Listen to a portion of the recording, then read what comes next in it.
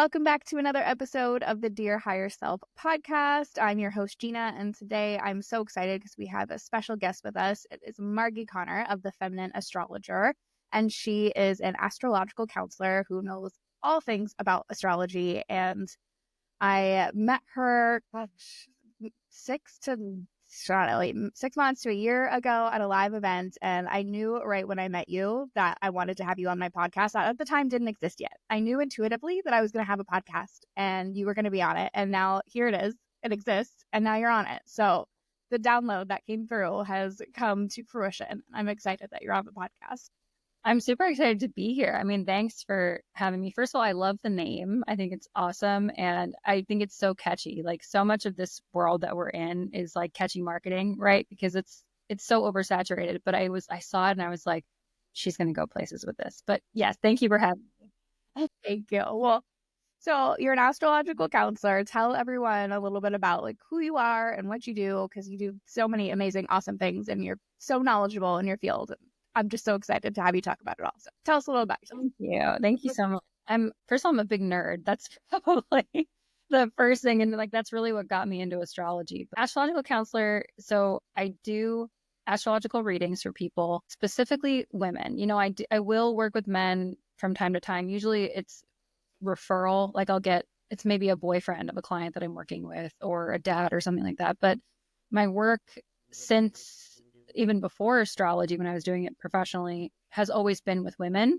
And it's just sort of been the passion that I've had. And my love of Greek mythology and history has sort of amalgamized, I guess, into feminine astrology, which is a new system of astrology that I've created that basically is astrology from the lens of the divine feminine. So I read charts, and then typically what I do with people is long term, then we do like counseling work, sort of unpacking and understanding how to break these principles down that we talked about more. That's so cool. Okay, so say more about what's different between regular astrology and feminine astrology. Okay, so I just want to say this as a disclaimer. People can like literally study astrology their entire lives and still not even scratch the surface. It is the oldest science practice in the entire universe. It's literally been around since Mesopotamia, Babylonians, and it's kind of amazing that it has stayed pretty consistent. Like, there are some differentiations between, different civilizations and cultural backgrounds, but overall, it's very similar archetypes, and they're all dependent upon the sun. My love of astrology really branched out beyond just like looking at a chart and understanding it. I was obsessed with Greek and Roman mythology as a kid, and so as I was starting to do more birth charts, I just happened to be working with only women because that's always been my clientele in whatever field I've been in. And I was realizing that in the typical birth chart that we use, there are 10 major archetypes: the sun, moon, Mercury, Venus, Mars, Jupiter, Saturn, Uranus, Neptune, and Pluto. And only 2 of those are feminine because every planet relates to Venus in the Greek pantheon. And I was like, hold on a second. What about all of the goddesses that I loved so much as a kid? And I just started doing research. I found Demetra George's work, which she's incredible. If you're looking into astrology, highly recommend any of her books. But so there actually are placements that correlate to the feminine gods and goddesses. And so I just started plugging these into the birth charts that I was doing kind of for my own nerdy research. But I was realizing with my clients, it was then telling the whole story of the feminine beyond like what these masculine archetypes could sort of dictate within the birth chart. Interesting. And I'm sure because we're kind of a little bit of a balance between masculine and feminine, that the masculine ones do come into play, but because you're working primarily with women, that ties in a little bit stronger. Yeah, absolutely. So it's not that I don't use the other 8 masculine archetypes, like Mercury, Mars, et cetera. It's just that the only feminine archetypes that were represented up until I started using feminine astrology, which is just the system that I kind of call it. The moon and Venus were the only representations of the feminine, which relate to roles that women play in men's lives.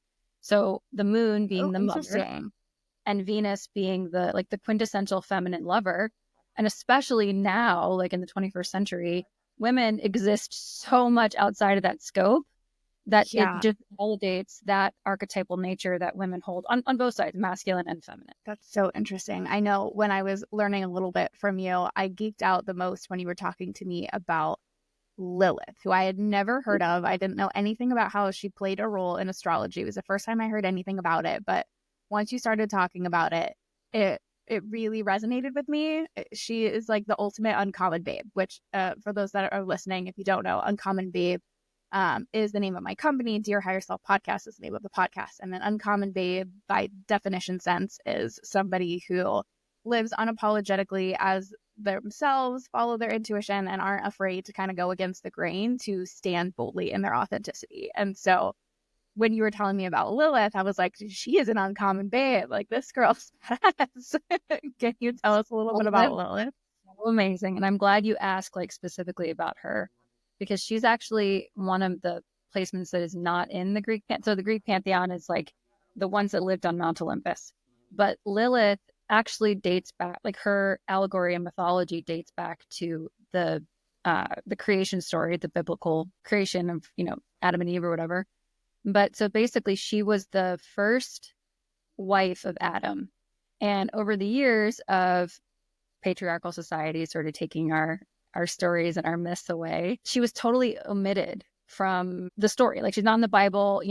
She's even considered like if you mention Lilith, I think in Jewish tradition they do talk about Lilith, but she's very much taboo. It's not good. So when I found this placement in the birth chart, I was reading the story and I was like, oh my God, this is the story of every woman who's ever come into her own power. She tries to come into her power. She stands on her own. She doesn't necessarily try to fight the masculine, but she asks for equality, which is the story of Lilith. And Yeah. then it's met with basically repression and then being sent away and demonized. So she was first wife of Adam. And the story is that her and Adam were having sex and she said that she wanted to be on top. And Adam was like so disgusted by her even asking that he went to God and said, this is unbelievable. I can't deal with her. I want her sent away. And so there are different variations of the story, but basically God came to Lilith and was like, can you just conform and be okay with Can this? you And not yes, be can you quiet? not, Can you sit down? Yeah. can you not be a problem right now? And she was like, no, I'm equal to Adam. Why should I not enjoy sex as much as the next person? Yeah. And then she was sent out of the Garden of Eden.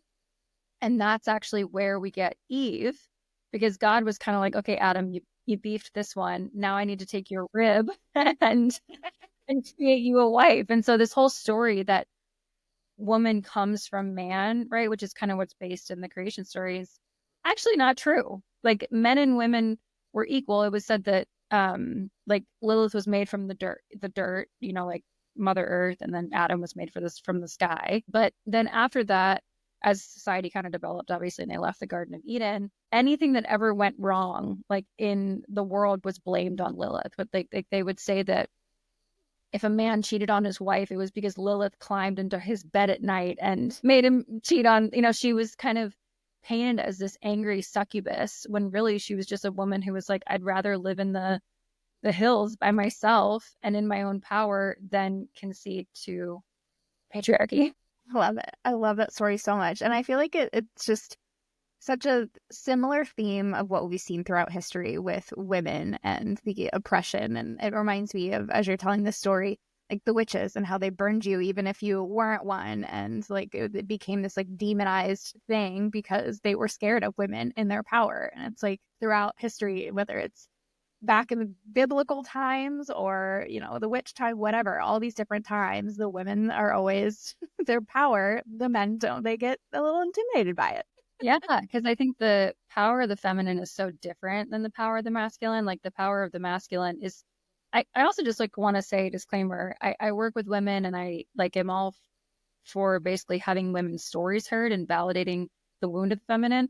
But I also like believe in the power of the masculine and Yes. how necessary it is. And it's incredible. Like, we wouldn't be able to survive. We need both. That's always what I say. Yeah. It's like the rise of the feminine is not about demonizing men. It's about restoring balance back into the world, because with the overabundance of masculine energy that we have, everyone is burnt out, tired, and emotionally repressed. The feminine is it's beauty, harmony, and balance. So anyway, I just want to say that as a disclaimer. I'm because I so think glad you said that, because I feel that often when we hear about like the rise of the feminine and how all that's going, sometimes I feel like there are people who overcorrect on it a little bit, to where it's like, you know, the rise of women, and then it's like making men oppressed. And I'm like, let's not overcorrect it. Like, can we just find equality? We don't need to demonize Totally. them. We just need to be equal, because then it's going to have to countercorrect again later, or it's going to be the rise of the masculine again. So can we just be even? Yeah, exactly. And also, you know, something that I think it had to happen and has happened, but I think we're now seeing the rebalancing of it. But, you know, like the rise of the feminist movement, women were having to sort of become like men. But I know, like, as a woman who wants to be in her power, I want to have babies. I want to stay at home. I want to like do these things that are considered quintessentially feminine and not be seen as weak, be seen in my power. And also like celebrating beauty. Like, I think that that's something that women who are quote unquote empowered have really had to sacrifice in the last, let's say, 100 years or so, because in order to get the standing that they needed, they had to appear more masculine, right? But I hope that the rising of feminine, and a lot of my work in feminine astrology, is actually encouraging women to come back to those quintessentially feminine qualities, because they're so necessary and so powerful. Yeah, I totally agree. That's awesome. So for Lilith, kind of going back to her story, I know we are able to see Lilith in our chart. So when we find Lilith on our natal chart, what does that signify for us personally, and how we can like channel our own inner Lilith? I love this question because Lilith, especially in a woman's chart, is pretty much the first place that I go. You can find your Lilith. It's a little bit difficult to find. You know, there are some softwares that have it, but if you go to astro.com and then the extended chart selection option, you can add it in there. They're still oppressing her. She's not even on the regular chart. You have to go out of your way to add her in. Look at this. It's still happening. Exactly. But so basically, wherever Lilith sits in the birth chart, it shows our true, untapped, raw feminine power. And the reason I always tell the mythology or allegory of the placement is because it kind of relates to how that archetype plays out in your life. Typically, where Lilith sits, we've experienced a ton of shame around that particular placement. So let's say Lilith in Capricorn. You probably have experienced a ton of shame around wanting success or career, and you've had to abandon your femininity or repress your femininity in some way. And so it's likely that you'll be in power dynamics with the masculine. Now, I do want to say it's not that like where your Lilith placement is, men will hate you, but it does sort of feel that way. It's like because it's so intimidating. So you're going to... It's where the friction will happen. Yeah. Thank you so much. I have to be really careful. Like when I'm in session with people, it's much more intimate, right? So things can't really get lost in translation. But when I'm explaining it or teaching a class or something, I have to be careful what I say, because it'll feel like I don't want to come across as like a man hater in any way, shape, or form. But anyway, it's helping us find our power. I like it. You're good. Yeah. So it's usually where we are repressed. And so there are stages with Lilith that I've seen. Like number one is shame. And it's usually the story of shame that particular woman has carried her whole life. And then the shame is repressed rage. And we have two choices with the rage. We can basically turn it inward. And the thing about Lilith, what I've seen is if you don't express it, it comes out sideways. So all of the houses in the birth chart represent different areas of life. So if I see, let's say Lilith in Capricorn in the seventh house rules relationships. I know that this person is extremely toxic in relationships because they express all of this suppressed rage through that, like basically relationships are the conduit of this repressed rage. Now they have the choice, because personally, I believe there's like a big difference between anger and rage. Rage is like this emotion of the soul when the soul's been disrespected. And so we have to essentially take that rage and no longer try to get power from other people, but turn it into radical self-love and create something that is totally outside of like the patriarchal paradigm. And like, so let's say Lilith and Capricorn in the 7th house. That could be somebody who's really struggled in relationships because she's been driven in work, or, comes off a little bit emotionally cold or whatever. And then when she understands that she is powerful and that she doesn't have to look for the masculine's approval in that, she actually has this incredible capability to create a career where she's healing relationships and giving like feminine perspective on, let's say, being a career woman and also maintaining a healthy relationship. And then that no longer wreaks havoc in the realm of the 7th house, which is one-on-one partnerships. So it's like when you lean into your Lilith, that's when like the magic happens. Absolutely. It's definitely a hero's journey, I think, I plug in 5 additional feminine placements, and each of them, all of the mythology of these feminine goddesses has like a rise and a fall, or a fall and a rise, I guess. And I think every woman experiences this archetype getting challenged at some point in their life, maybe by transit or just by happenstance.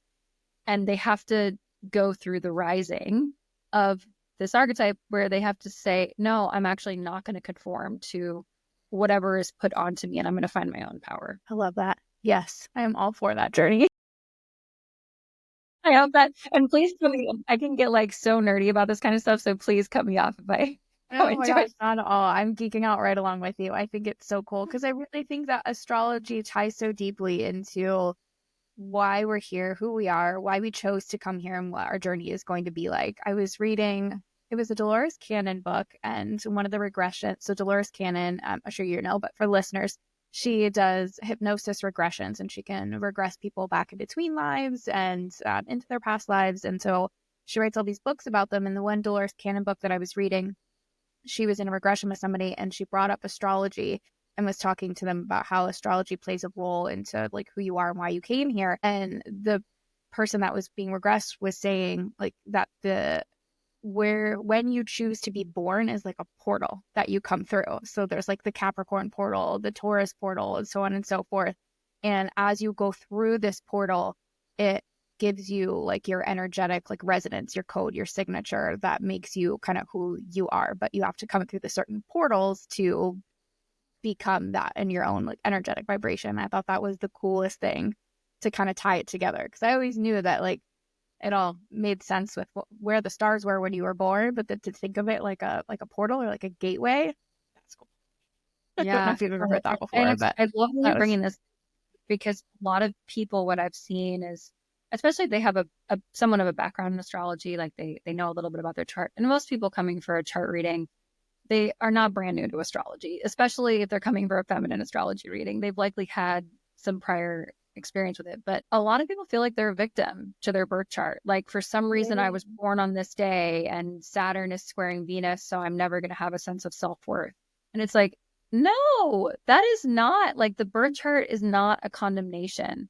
It's actually an understanding of what all your past lives look like and the auspicious attributes and the challenges that you're here to work on, so that you can prosper and move on from it. And actually, like, I think people who have a ton of squares or difficult aspects in a birth chart are so blessed, because if you have like a bunch of really harmonious aspects, life is kind of easy, and it's great to have an easy life. Like, don't get me wrong, but the growth comes from the grinding, which that's why is we what you come can here. see. Exactly. Like, we're not here to just kind of coast along and be happy go lucky. We're here to learn things. And astrology gives us this like blueprint, I guess you could call it like a portal of exactly what your soul is trying to handle in this life. I love what you touched on in saying that people will kind of see it as like a condemnation, because I feel like that happens a lot with astrology, but with, I don't know, a lot of different things. We could easily like find victimhood in anything and kind of use that as a way to like a scapegoat to be like, oh, well, I was born into poverty, so this is just how it is. And then like we get stuck in this comfort zone and this story that we tell ourselves. And I feel like you could do the same thing with astrology, to be like, oh, blame it on this, blame it on retrograde, blame it on the fact that I'm this sign or that sign or whatever. Not use it necessarily as a tool for growth, but more of like this like crutch to stay small in who we are, or the excuses for why we're acting a certain way instead of being in our power. And I feel like once you use it as a tool to be in your power, it is much more meaningful and helpful than to use it as a way to stay small and stuck in your patterning that's not necessarily helping you be who you came here to be. Yeah, absolutely. I mean, to be honest, when I see somebody who has a ton of challenging aspects, I know that this person they came here to be a healer, right? And it's not to say that like some charts are better than the, it's just like we have different karma that we signed up for. But Yeah. typically when somebody comes to me and they have, let's say, like a moon conjunct Pluto, which Pluto it's basically like the mother wound. That's being born with like the most traumatic mother wound that you carry. It's called the Hades moon. And yes, that person has a ton of struggle that I think people who've already done that work need to hold space for and allow the feeling and the healing to come out. But it also tells me that this person signed up for a lot of pain early on. Like they started from the womb in that dark night of the soul so that they could come and help other people get through the pain that they're experiencing. As you're talking, I'm like, I need to learn my chart better. I'm like, I need to know do I have is that me? Is that something like it could resonate? I don't know. Gotta learn my chart better. That's so cool. So I'm sure for you, knowing how all of this works in such detail, it has probably changed the course of your life and the experiences that you've had. So when did you start getting into astrology? Like, was there like a before astrology and an after astrology, Margi? Kind of. I mean, there was a before astrology, Margie, but I was so young that it was. So it started young. That's awesome. But I've always had a really deep relationship to God and my intuition. And like I had very mystical experiences growing up. And so I also was raised with parents that were kind of, well, my dad was like a hippie and that kind of like I'd always known about astrology, but it wasn't necessarily something I like dove into or whatever. My dad actually went to Eureka Institute, which I don't know if you're familiar with it, but it's like where the Enneagram comes from. Are you familiar Cool. with it? Yeah, Anyway, yeah. so he was all into like esoteric studies and things like that. So when I was probably, I would say 12, maybe 13, there was this woman she's like the quintessential like grandma crone figure. And I'd known her my whole life, but she just introduced me to astrology. And it was like this bomb went off in my head. And I can remember like staying up all night Googling every single aspect of my birth chart. Like, it kind of opened up a world. I do think that for anybody when finding your purpose, there are two ways to learn things. One is to go out and to bring the information in. And then the other is to go in and take the information out. Because I think we have all the knowledge in the world inside of us. And I will say for me, even at that age, I knew that the rate that I understood astrology was from past lives. Like it was not, so I just got really into it. And I was reading books and stuff, but it came very intuitively to me. And so by the time I was like 14 or 15, I was like looking at these adults' charts and I can remember I still am this way, but I can do it in a professional context. That's okay. But I am very blunt. I have like foot and mouth syndrome, but I can remember looking at somebody's chart and being like, yeah, you're really bad at relationships because your mother didn't love you. Telling these like 50-year-old people this. And I'm like crying and me being like, oh my gosh. Anyway, it worked out in the future. Anyway, so my love of astrology started probably when I was 12, but it was just a hobby. I never thought I was going to be an astrologer. Like it wasn't even in my scope. It wasn't something I aspired to be in any way, shape, or form. But that's really interesting because it was something that came so natural to you, right? And so this is something that I often teach with my clients that are trying to figure out what their purpose is or what direction to go in life. Like there are things that as a adolescent that you were probably naturally drawn to and or good at in such an easy flow kind of way that when you can connect the dots back to that, if you are in a place where you're lost, it's easy to find your way when you can remember those pieces from your childhood. So I love that it ended up coming back full circle for you, that you went down that path. I think people who are like happy and fulfilled or like quote unquote find their purpose in life, it's usually that they bring themselves back to a really young age when things were easy. I'm all about like if you want to go to school and learn, I think it's fantastic. I'm not like an anti-school person, but I do think that the things that lit you up at a really young age are actually probably what you're here to do. Like from the time I was 100%. Yeah, when I was a little kid, my dad would literally, I mean, I'm talking like 5 or 6 years old. I was reading the Iliad and the Odyssey with my dad, which are stories of like Greek and Roman mythology. And I wasn't reading like, like cute little Greek and Roman mythology kids' books. I was reading like full on epics. And it's Wow. all the information, I retained it. And then when I was creating feminine astrology, I already knew all of the mythology front to back of all these goddesses. So it's like my path was laid from a very young age. It just took me Yeah. on like a roundabout time to find it.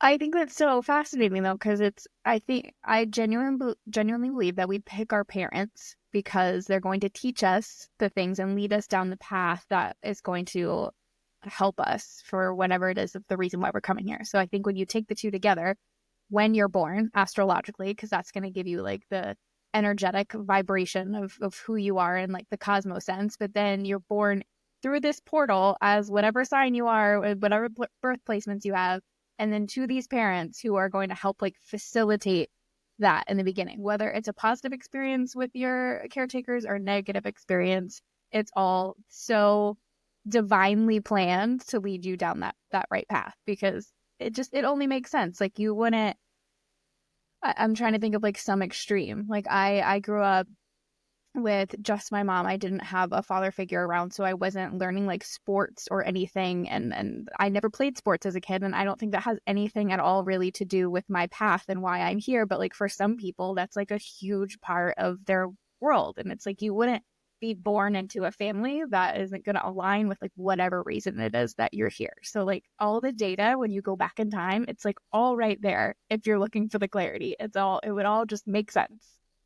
Yeah. You're a projector, right? In Yes. human design. Am I Yeah, I giving can you totally. projector vibes real hard right now? Yeah, well, I'm a projector too, and what I've seen with projectors is like they tend to have this like strange database in them, right? That only relates to the really nuanced thing. Like if you ask me to try to remember like a math problem, it's actually like I've had people watch me do math and just be like, "This is really embarrassing for you to observe."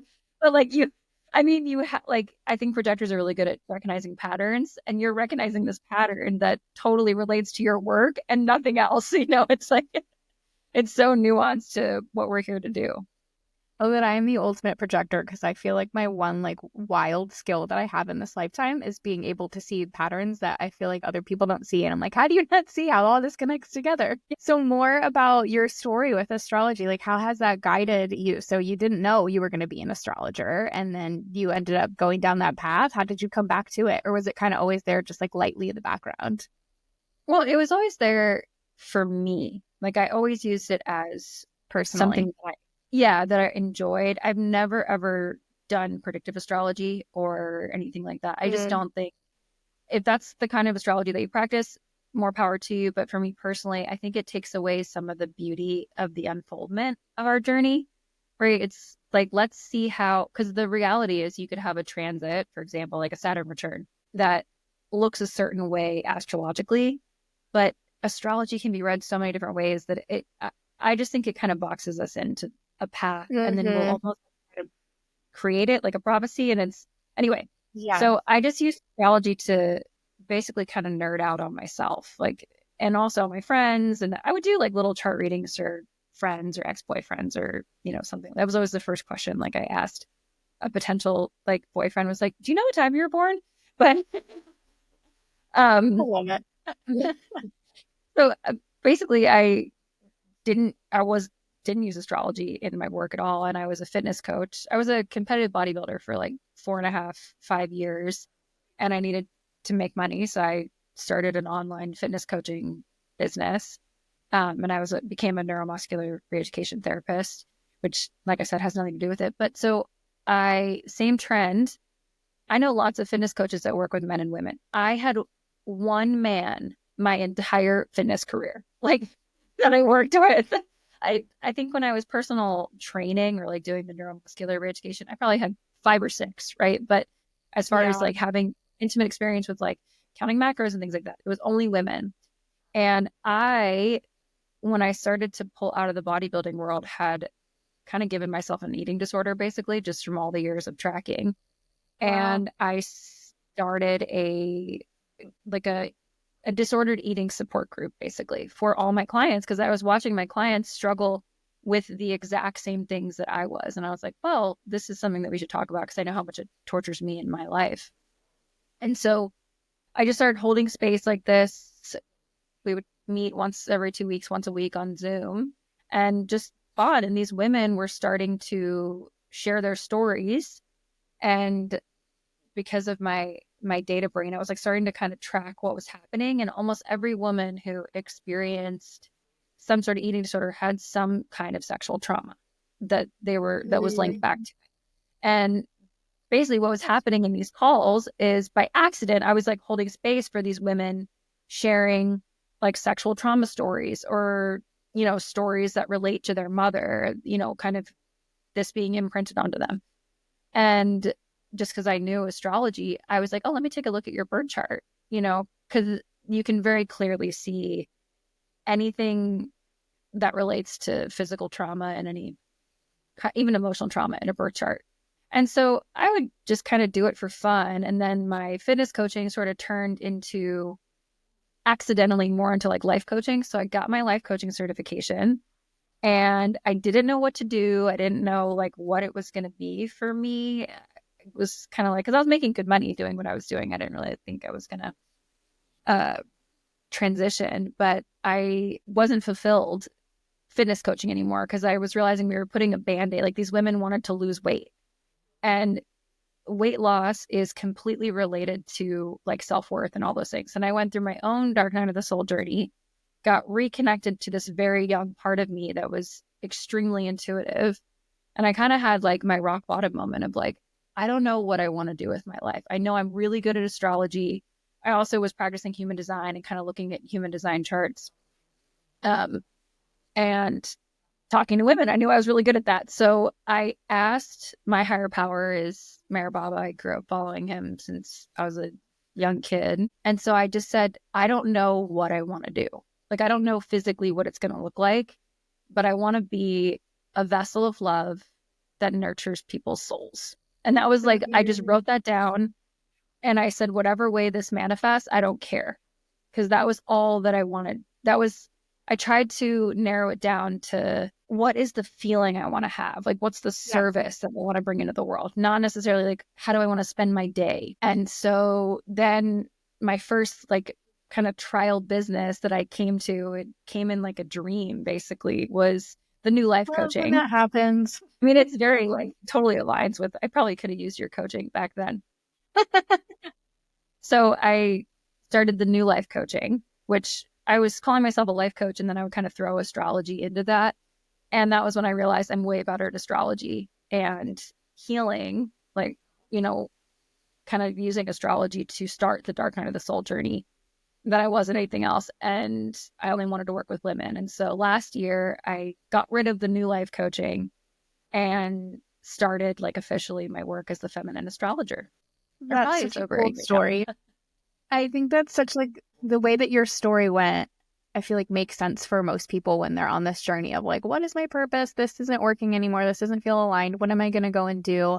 Like, I don't feel like it's as quick and cut and dry as people would expect it to be. That this like light bulb moment goes off and you're like, I don't want to, be a dental hygienist anymore. I want to go and do, be a baseball coach. I don't know. I don't want to on the sports thing today, but like, it's not that like, not this, but that, where it's clear. I feel like it ends up being this journey that you go on where you kind of get back to your roots and you figure out like what the feeling is, or you're circling around this high level idea of what you want it to be. And then you go on this journey that's like, it could express itself this way, or it could express itself this way. I like this. And you just start to refine it a little bit more until you're like, now we're where we're at. So the way that you told your story, I feel like it unfolded like that. And I see that so much with other people who are going on this journey, that it's not like this like complete 180 pivot from this to that it's this journey that you go on where you refine it and you get a little bit more clear and a little bit more clear, and you spend some time kind of in the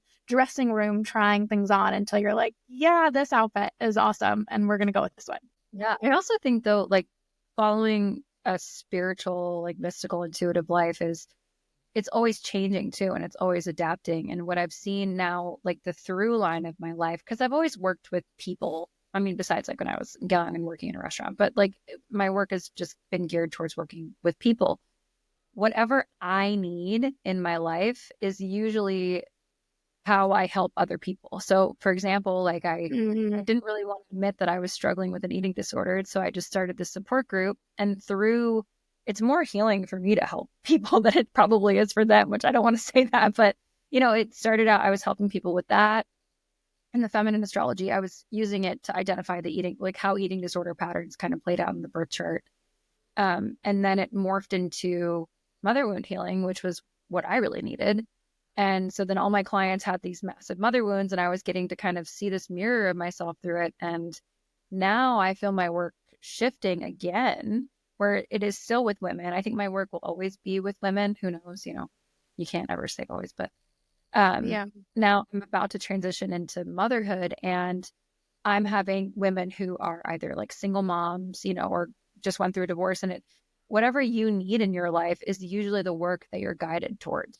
100%. Well, 'cause I feel like too, from an energetic vibrational standpoint, you are emitting this frequency, and those that are similar or need what you have, or vice versa, you're going to be like just naturally chemically attracted to each other. So you're going to call those people into your life. So it makes sense. Again, going back to why you choose when you're going to come to this earth, why you choose the parents you're going to have. So you go on these experiences that are going to push you through the journey in line with why you came here and what your purpose is and what you're meant to be doing here. It's all just so fascinating how connected it is and how like divinely planned it is. Something that the spiritual master that I grew up following, Mayor Baba, said specifically about astrology is he said astrology is a perfect science, but absolutely nobody knows how to do it because it's so intricate, and it's always being unveiled to me how perfect it is, right? As I learn something else, I don't think I will ever understand astrology, and I never will claim to. And I think anyone who, if you find an astrologer who claims to understand astrology, run, because they definitely, there's no way. It's just been around for too long. But there are some things that are so uncannily perfect in the birth chart that it's like It's for you to, undeniable. yeah, for anybody to think that this isn't completely predetermined and perfect for our soul's evolution is like, it's a joke. I'm like, let me just do your birth chart one time and I you'll feel like understand. too, personally, this is my own belief, but I feel like it can change a little bit in the sense that there are themes, and how those themes choose to express themselves can vary. So while I do think that it is like divinely orchestrated and planned out, I think that in the micro sense that there's nuances that it could be a little bit different, that it's not totally there's free will in there on the micro level, but like from a macro level there are themes in which, like, from like an algorithmic sense of the way like we think of like social media now, like you're more than likely going to watch this video than you would that video, and it's going to keep serving you that more. It's kind of like that in life, like you're more than likely from a macro sense to go left instead of right, but in the micro sense the little nuances can be different, and you've got like the free will in that sense. Yeah. Track with kind of how you see things, or do you feel like it's I like different? that perspective a lot. My feeling is that we don't have free will, but the choice that we have is to put love into our life. Mm. And so, like, if I'm supposed to have a kid, it's going to happen exactly at the perfectly correlated time that it's supposed to happen. Now, what my inner experience of raising that child is in accordance with the love that I've chosen to put into myself, into the world around me before, into my child. But I don't think we have necessarily control over the outward experience.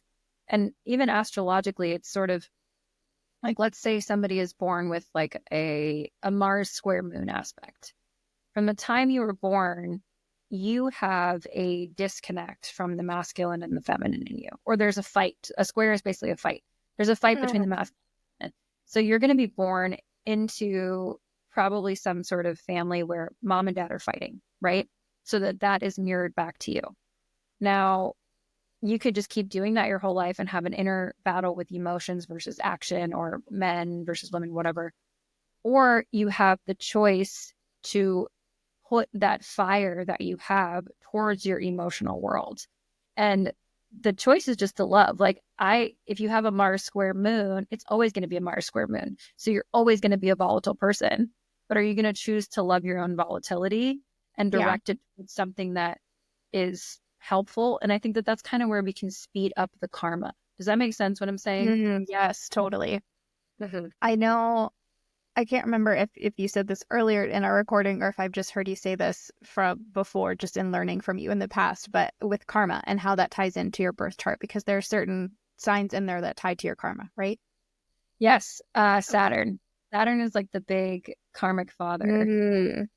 And I love Saturn so much. Saturn is like what I would consider to be under this umbrella of feminine astrology, because Saturn traditionally has a really bad connotation. And most people who come to me for a birth chart reading are like, yeah, I've got Saturn in the fourth house, so I'm never going to have a good family. Or I've got Saturn in the seventh house, so I'm never going to have a good relationship. And Saturn to me is like the dad that sits waiting for you to get home, like drunk from a party past curfew.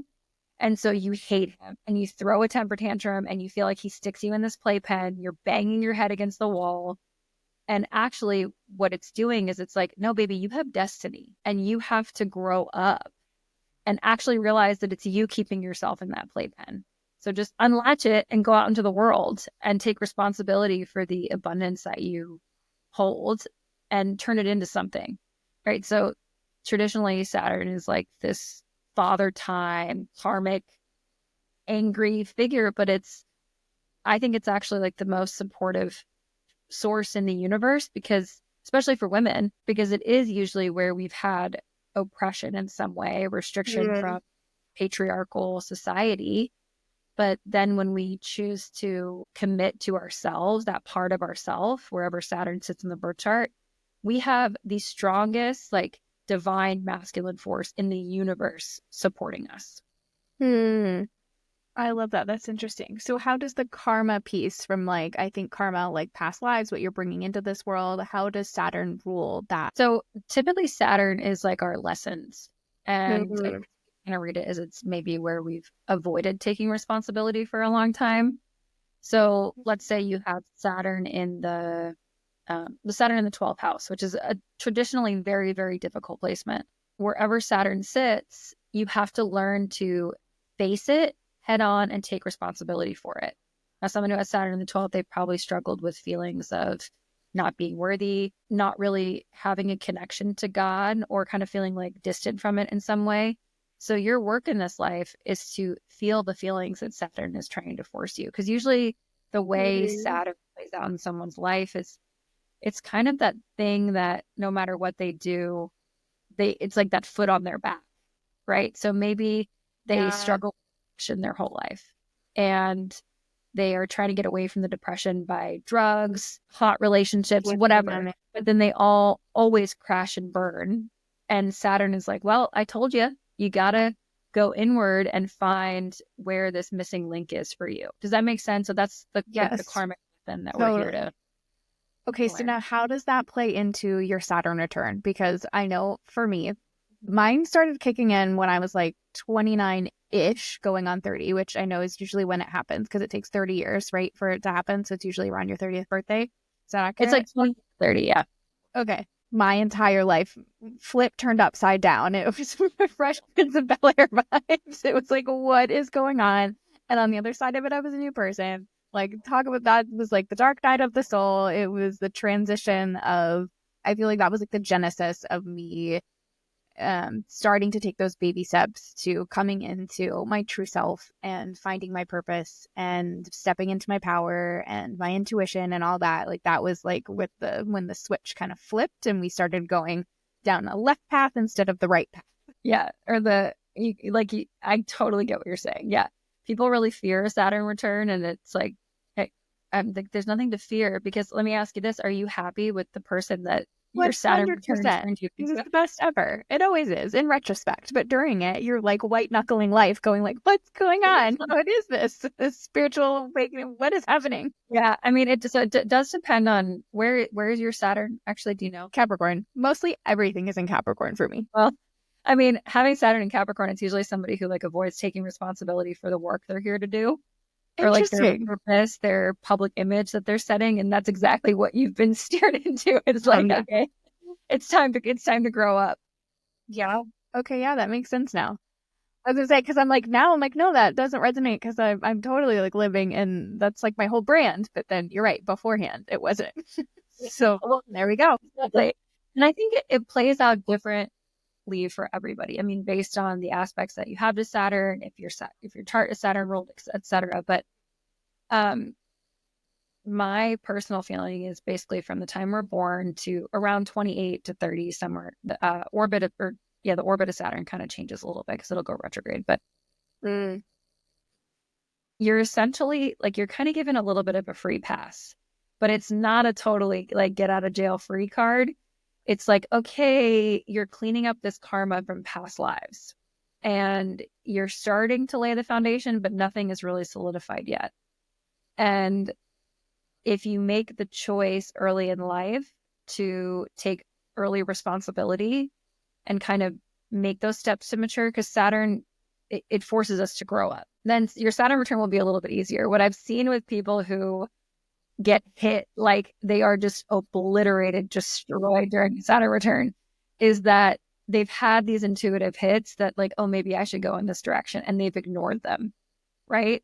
And that's not like a critical thing. It's just kind of like the way the karma played out, right? It wasn't time. Yeah.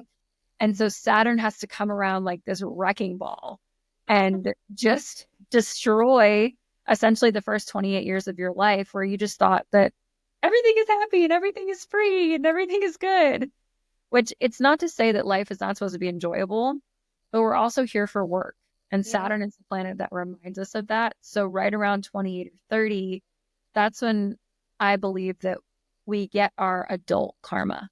Mm. So from 0 to 28, it's like you're figuring yourself out. Saturn is kind of like standing by, hoping that you make the right decisions.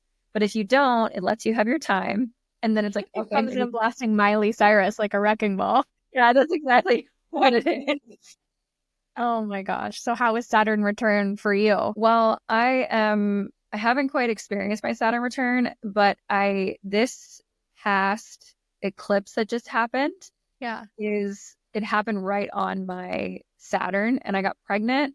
And then I also had Whoa. Saturn going over my South Node, which South Node is like past lives. So I actually had an astrologer look at my chart in I think it was like maybe May.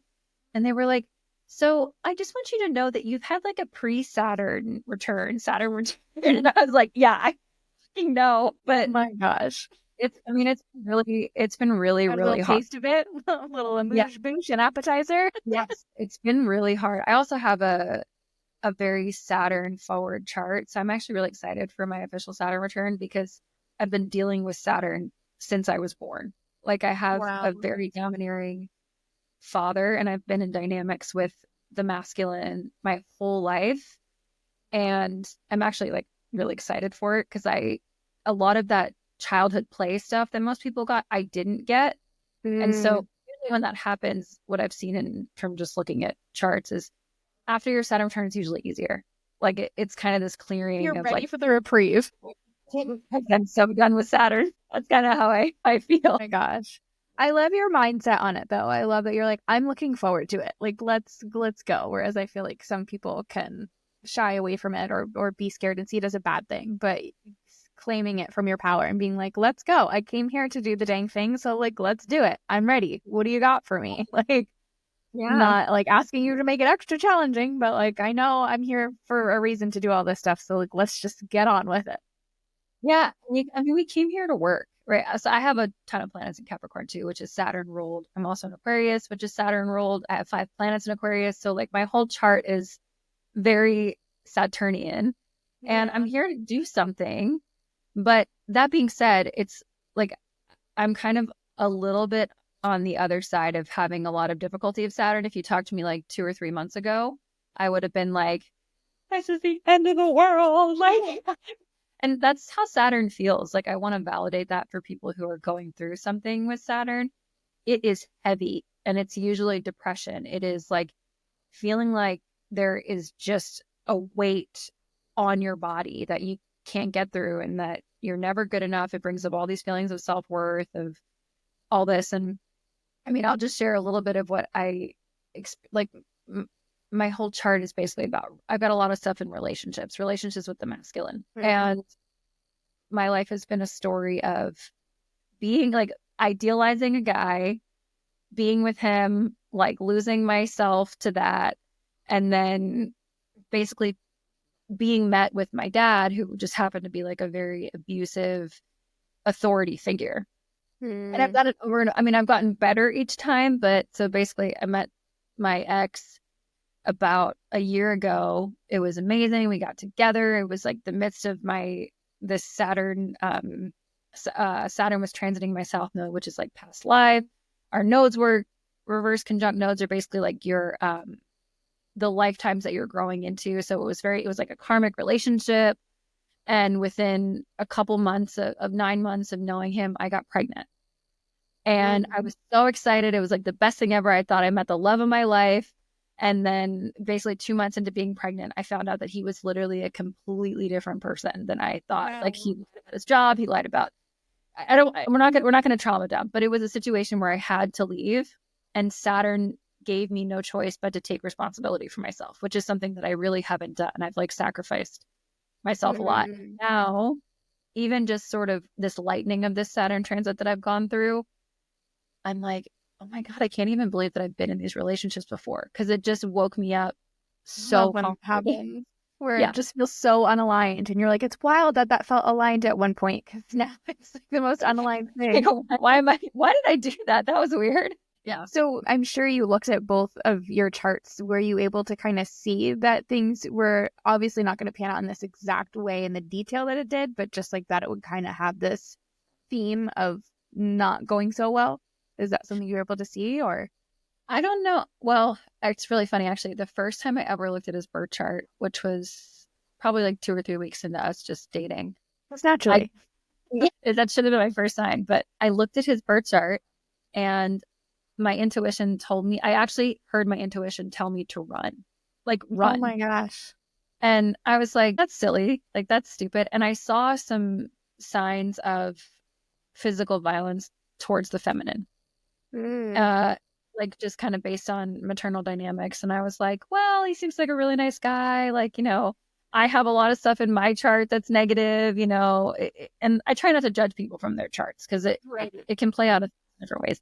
But I remember my intuition saying run, and I didn't. And I got, totally swept up into the relationship. We got engaged. We did that whole thing. Yeah. But I also know that it couldn't have been avoided from astrology. And that was where I was able to give myself forgiveness. So the nodes are, besides Saturn, which I'll kind of backward to that, but the nodes are our karmic points. It's essentially where we've come from past lives and the karma that we're heading towards. Our nodes are exactly reverse, which meant that I'm teaching him in this life to grow to what he needs to be, and he's teaching me to grow to the soul that I need to be. There were just like my ascendant is conjunct his sun. There were just so many things that, I just struggled with so much guilt of like, oh my God, I made this terrible decision. Like I'm going to have to raise this daughter on my own, all of this. But I was able to give myself forgiveness and self-compassion, because I saw that there really was no free will. My choice was to put love into it or not. And that's what I chose to do. And the love happened to be for myself this time, rather than like a self-sacrificing thing for this person. Yeah, that's interesting. I feel like I've had a somewhat similar experience where intuition was like, no, don't do this. And then I was like, well, what do you mean? It seems like surface level, everything seems fine. What are you talking about? And intuition was like, so many times, like, I don't know if you want to do this. But then because I couldn't see the proof in front of me, this was before I got, and this is the catalyst of what made me go so deep into my intuition journey, because I learned so hard to listen to it. Because I was like, oh my gosh, it friggin' told me so many times I didn't listen to it, I will never not listen to it.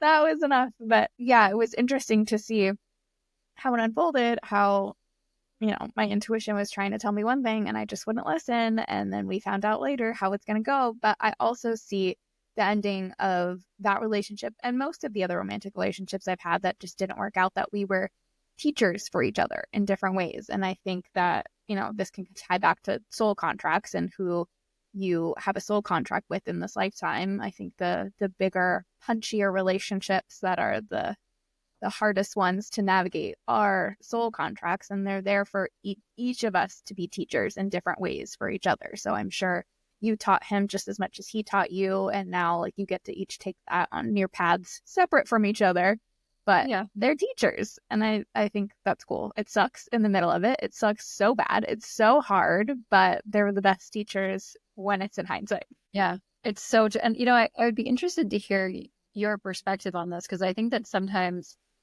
in the kind of Instagram healing world that we've created, intuition is like this thing that if you don't have enough strength to follow it, then like you're not doing well on your healing journey. But I actually think like the times that I've not listened to my intuition have been my biggest teachers, and something that was divinely planned. Because in hindsight, like I don't think that my intuition was telling me to run from this relationship so that it wouldn't happen. I think it was my intuition just saying, here I am, this is what I sound like, and you'll understand for later how to come back to me. Like it's not like if we don't listen to our intuition that we're going to be punished. And I think that sometimes, Yeah. Well, I'm interested to hear what that sparks in you. No, I love the setup. I agree with you in the sense that I don't think that you can make a wrong choice. Like I wouldn't say that I didn't listen to my intuition and therefore I made an incorrect choice and then I had to go through all this pain.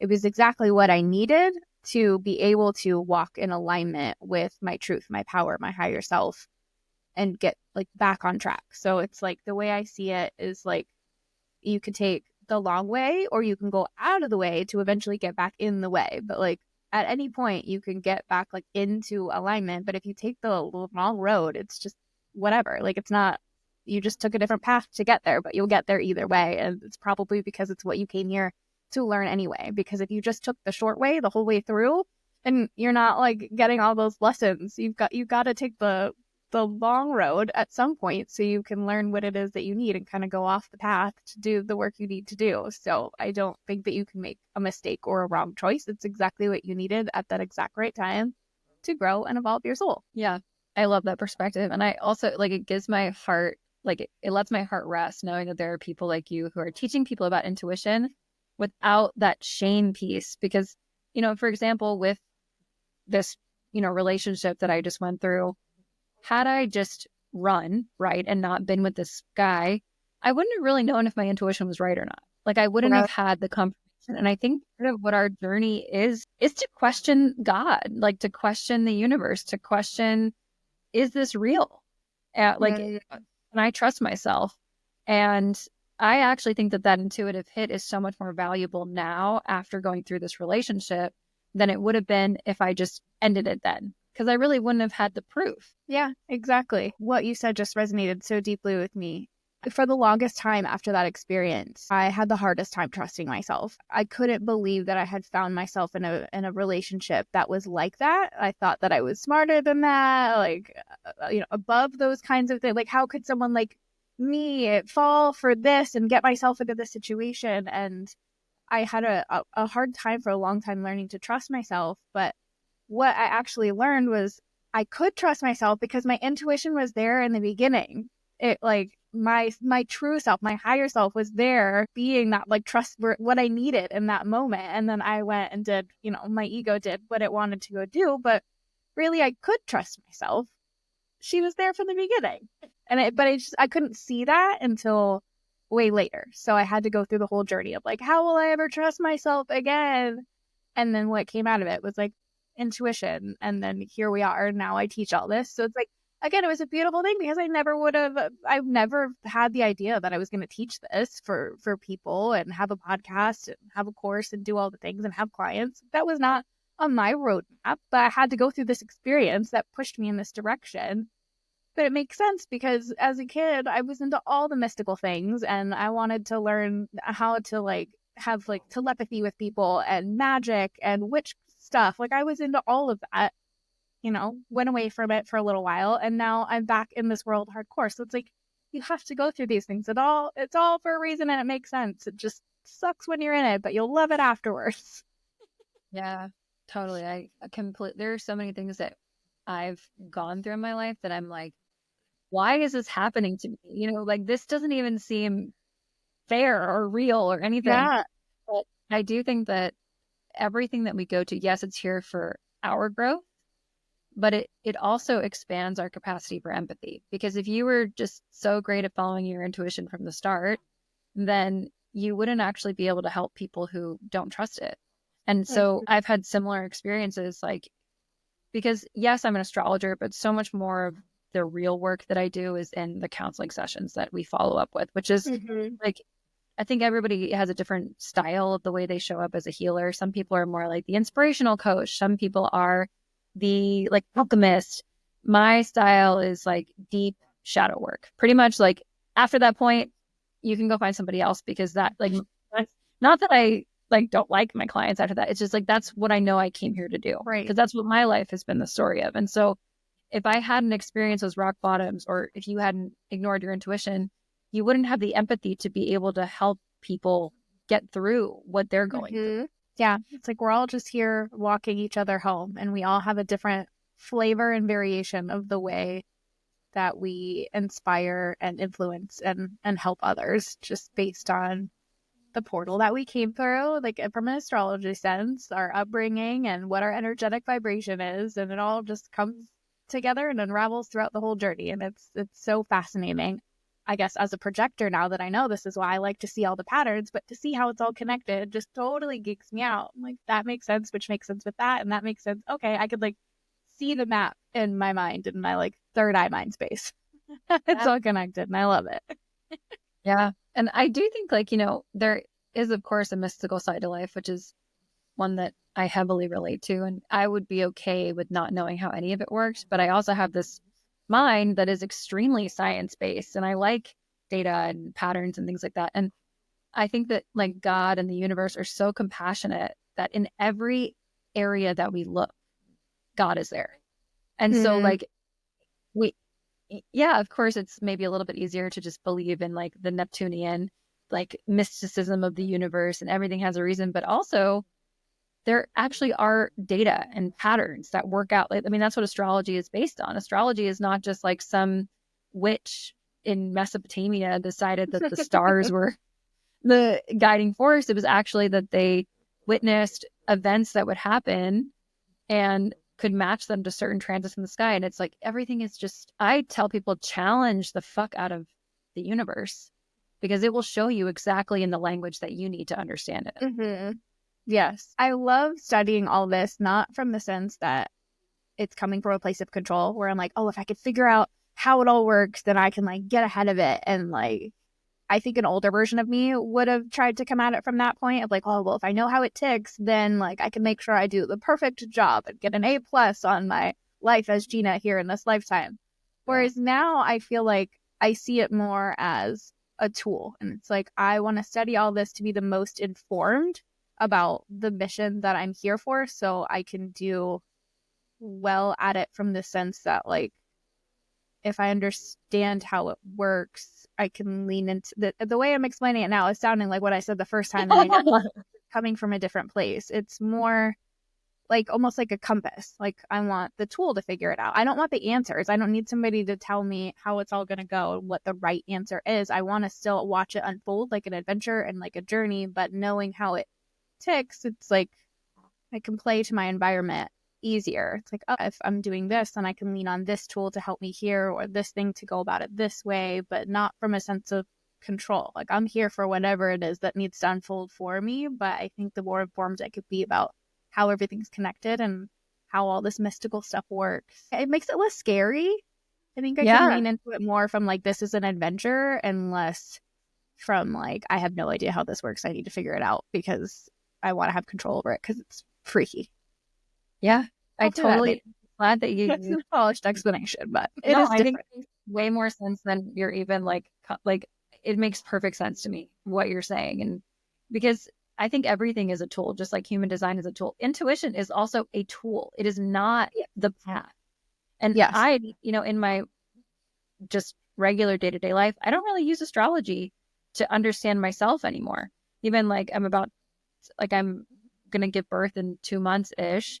And I can't look at her birth chart because it stresses me out too much. It's like, I don't want to know like how she's going to perceive her mom or whatever. But it's a tool in your tool belt.